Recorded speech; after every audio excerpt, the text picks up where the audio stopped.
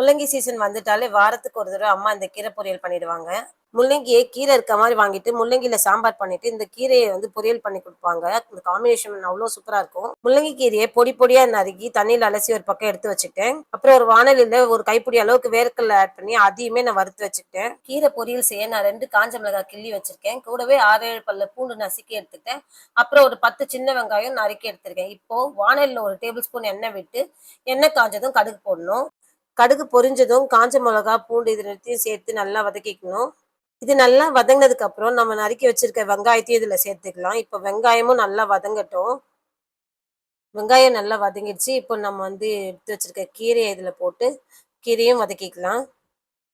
கீரைக்கு நான் தண்ணி எதுவுமே சேர்க்கல. இது அந்த எண்ணெயிலேயே வதக்கட்டும். ஒரு மூடி போட்டு மூடி வச்சுருவோம். கீரை வதங்குற நேரத்துக்குள்ள நம்ம வறுத்து வச்சிருக்க வேர்க்கடலைய பொடி பண்ணி எடுத்துக்கலாம்.